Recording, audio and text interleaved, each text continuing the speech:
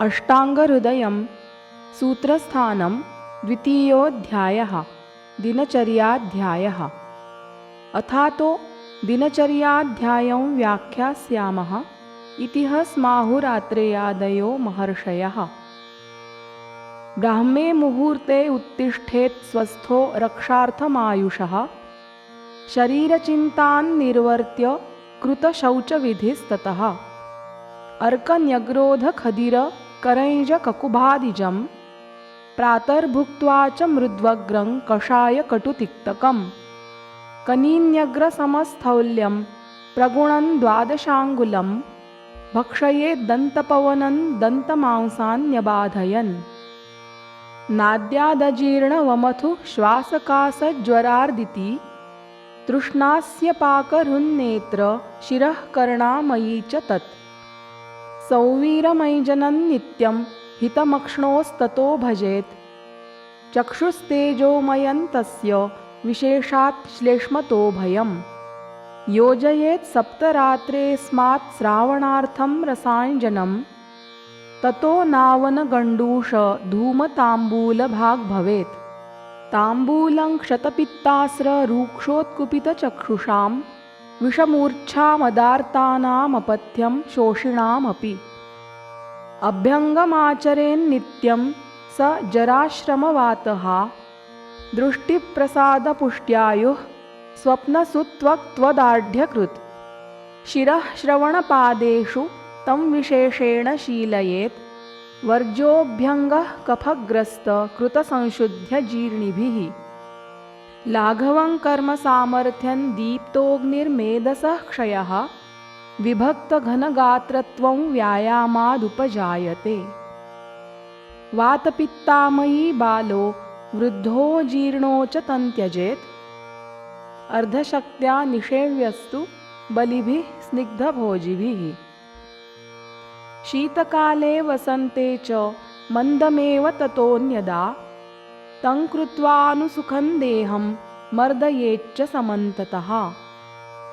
तृष्णाक्षयः प्रथमको रक्तपित्तं श्रमः क्लमः, अतिव्यायामतः कासो ज्वरश्छर्दिश्च जायते। व्यायामजागराध्वस्त्रीहास्यभाष्यादिसाहसं गजं सिंह इवाकर्षन् भजन्नतिविनश्यति। उद्वर्तनं कफहरं मेधसः प्रविलायनं, स्थिरीकरणमङ्गानां त्वक्प्रसादकरं परम्। दीपनं वृष्यमायुष्यं स्नानमूर्जाबलप्रदं, कण्डूमलश्रमस्वेद तन्द्रातृड्दाहपाप्मजित्। उष्णाम्बुनादः कायस्य परिषेको बलावहः, तेनैव तूत्तमाङ्गस्य बलहृत्केशचक्षुषाम्। स्नानमर्दितनेत्रास्य कर्णरोगातिसारिषु, आध्मानपीनसा जीर्णभुक्तवत्सु च गर्हितम्। जीर्णोहितं मितं चाद्यान्न वेगानीरयेद्बलात्, न वेगितोऽन्यकार्यः स्यान्नाजित्वा साध्यमामयम्। सुखार्थाः सर्वभूतानां मताः सर्वाः प्रवृत्तयः, सुखं च न विना धर्मात् तस्माद्धर्मपरो भवेत्। भक्त्या कल्याणमित्राणि सेवेतेतरदूरगः, हिंसास्तेयान्यथा कामं पैशून्यं परुषानृते। सम्भिन्नालापं व्यापादमभिध्यान् दृग्विपर्ययं, पापं कर्मेति दशधा कायवाङ्मनसैस्त्यजेत्। अवृत्तिव्याधिशोकार्तान् अनुवर्तेत शक्तितः, आत्मवत् सततं पश्येदपि कीटपिपीलिकम्। अर्चयेद्देवगोविप्र वृद्धवैद्यनृपातिथीन्, विमुखान्नार्थिनः कुर्यान्नावमन्येत नाक्षिपेत्। उपकारप्रधानः स्यादपकारपरेऽप्यरौ, सम्पद्विपत्स्वेकमना हेतावीर्षेत्फले न तु। काले हितं मितं ब्रूयादविसंवादिपेशलं, पूर्वाभिभाषी सुमुखः सुशीलः करुणामृदुः। नैकः सुखी न सर्वत्र विश्रब्धो न च शङ्कितः। न कैचिदात्मनः शत्रुन्नात्मानं कस्यचिद्रिपुम्। प्रकाशयेन्नापमानं न च निःस्नेहतां प्रभोः।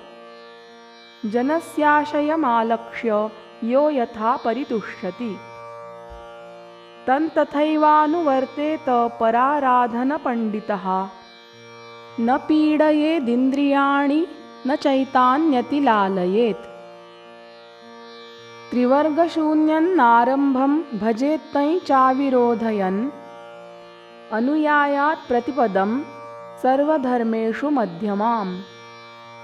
नीचरोमनखश्मश्रुर्निर्मलाङ्घ्रिमलायनः स्नानशीलः सुसुरभिः सुवेशोऽनुल्बणोज्ज्वलः।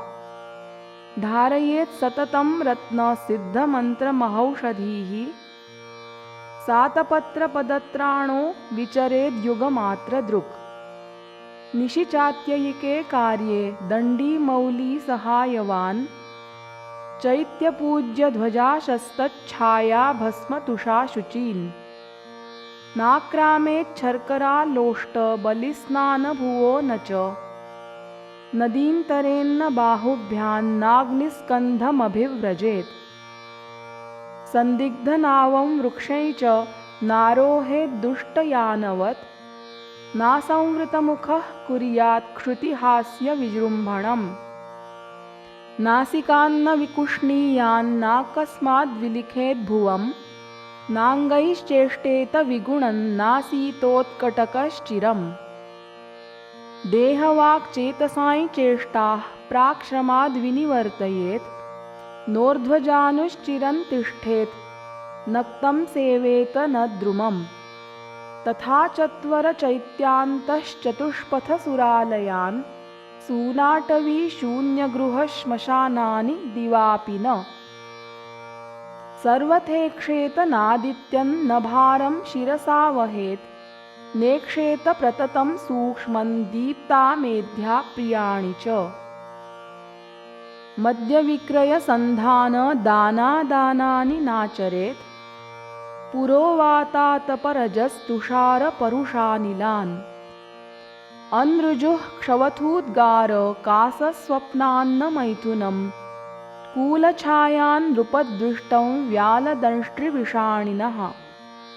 हीनानार्यातिनिपुणसेवां विग्रहमुत्तमैः। सन्ध्यास्वभ्यवहारस्त्रीस्वप्नाध्ययनचिन्तनम्। शत्रुसत्रगणाकीर्णगणिकापणिकाशनं।